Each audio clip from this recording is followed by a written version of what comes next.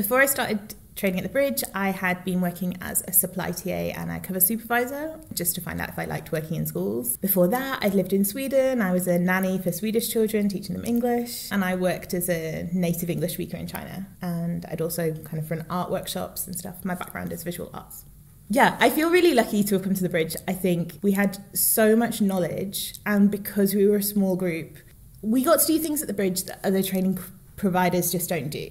And I think part of that is because of the small group and because of the knowledge and the research that the Bridge is connected to. So things like vocal coaching, just the research that we got to read, I've realised now that I'm working, other people just weren't exposed to that. And I think it really, really helps in my practice. We really, really got to get into the nitty-gritty of things. There was no question that didn't get answered. There was no piece of information that we wanted. There was nothing that wasn't found for us, we weren't helped with. I felt so supported. And I also got to do things like voice coaching, which no other training provider seems to do and is so useful. I use it all the time. Okay, so before the programme, I was working as a special needs teaching assistant. So I had been doing that on and off during A-levels as well. And then I always knew that I wanted to do a PGCE with SEN. And obviously when I went on to UCAS, there wasn't many courses that had the SEN included. And the Bridge, obviously, knowing that it was a non-salary school direct program, I knew that it was going to be a very smaller cohort as opposed to a university, and those are the points that drew me into applying. And it was quite local. I was very anxious. I had put off applying for a PGCE previously. I was really anxious about the fact that I wasn't born here, so am I going to be able to, have all the knowledge and everything to be able to be a successful teacher. But as soon as I came here for my interview and I expressed those concerns, the way they were addressed, the way I received extra help outside of the program as well, it was brilliant. I think I would choose Bridge again over any other PGCE course if I ever was to do it again. Definitely just do it. I think the minute it's always about that first step, isn't it? As soon as you put that first step through the door, everything else will fall in place. I think I wasted 3 years just being anxious about starting. Had I started 3 years ago, I think it would have been amazing, but I can't do anything about it. I let my anxiety stop me from making that first step. So don't worry, the Bridge is very supportive. Everyone here is really caring. They understand your situation. They understand that, being a teacher, studying to become a teacher is very, very scary. Especially when you're young and you just finished university. It's very scary, but the Bridge have you. It's a family here, so they will support you.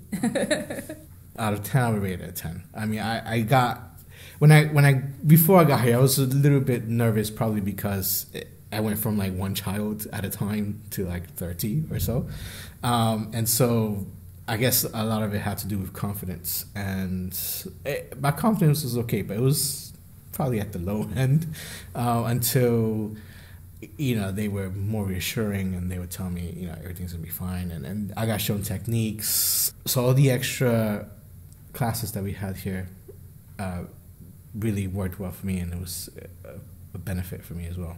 If you have an interest in SEN and you have experience with SEN, or if you don't have any experience at all in SEN or mainstream, I would say to sign up with the Bridge. They really helped me. They were able to teach me strategies of what to do, what to expect.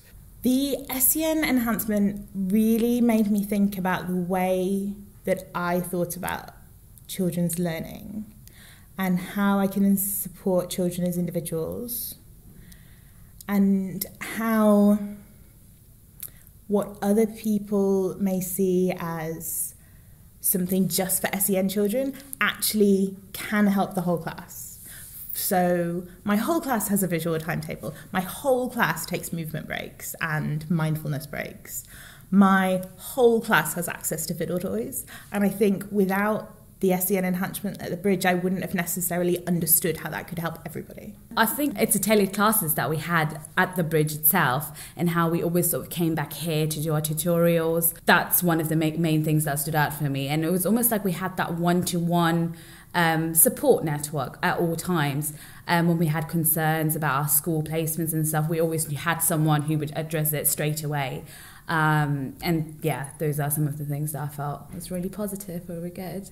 Especially since I've now qualified and got to compare with things that I got to do at the Bridge that other training courses just didn't provide. I feel like I was really, really lucky. I felt very prepared for taking my own class. I took things that I'd learned while I was in the Bridge and also things that I'd learned on my placement sessions and stole everything that I liked and set up my classroom. I wasn't afraid of being honest, sharing my concerns. I always felt like I was valued and appreciated.